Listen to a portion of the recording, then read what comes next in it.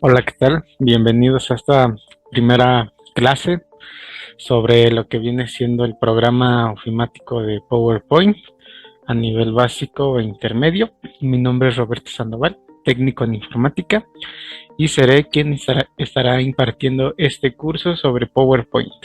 Ok, comencemos. Bien, ¿qué es la informática de forma genérica o general? A medida de que las ciencias de las computaciones aparecieron, la informática se derivó de esta debido a que se necesitaba crear información de forma digital, de forma masiva y entre intercomunicaciones. Al momento de aparecer, por ejemplo, igual Internet, la informática fue avanzando constantemente a la par de la computación y demás áreas que conforman a las tecnologías. Ok, bueno, como tal, la informática es un conjunto de herramientas digitales a nivel de software y hardware que permiten generar información digitalizada, la cual en un futuro posterior puede ser información de valor para una persona o para un conjunto de estas mismas, ya que al tener una información de valor, puede facilitar la toma de decisiones a un cierto grado.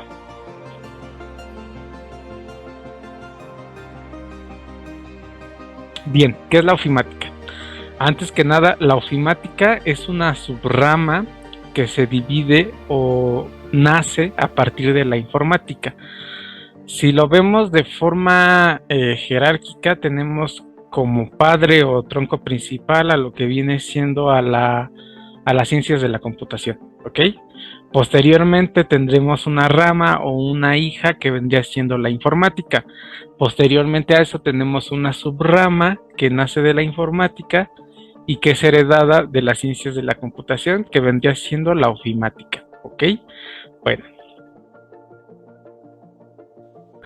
la ofimática es un conjunto de programas que nos permiten generar la información necesaria que requiere, por ejemplo, un instituto, un centro de investigación, unas oficinas, las cuales propician o dan origen a información de valor.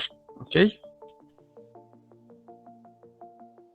Como ejemplos de algunas herramientas ofimáticas, por ejemplo, podríamos tener un procesador de texto, un editor de hojas de cálculo, podríamos tener en este caso lo que es PowerPoint, un editor de presentaciones digitales, o también en el caso de Microsoft Office tendríamos lo que viene siendo Microsoft Access, el cual es un programa que nos permite crear bases de datos de forma visual o gráfica, no, a diferencia de, por ejemplo, un editor de código que no grafica de forma visual a la base de datos, sino que la estamos viendo a partir de líneas y comandos de programación. ¿Okay?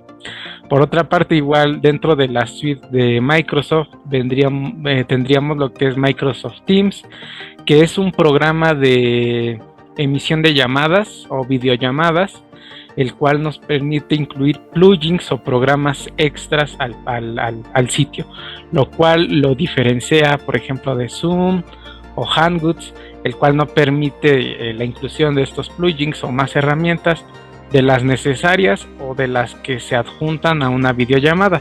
De esta forma tenemos una herramienta más compleja y más completa.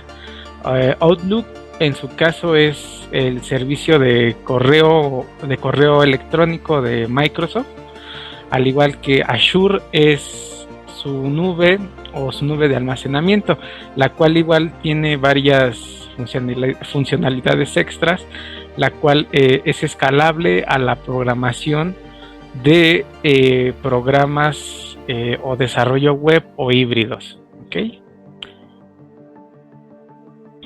Bien, una suite ofimática o una paquetería ofimática. De las dos maneras, le podríamos decir suite o paquetería ofimática es correcta. Una suite o una paquetería ofimática es un conjunto de programas informáticos, los cuales se pueden intercomunicar entre sí para ampliar la información que se está generando sobre un programa o para realizarlo en conjunto, ¿ok?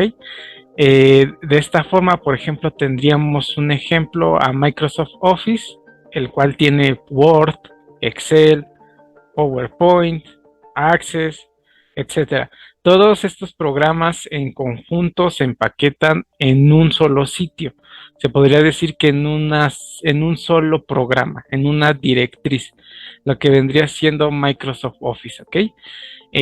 Dentro del curso tengo contemplado lo que es lo que vendría siendo Microsoft Office 365, el cual no se instala directamente en la máquina local o dentro de un directorio en general, sino que esta funciona a través de la nube.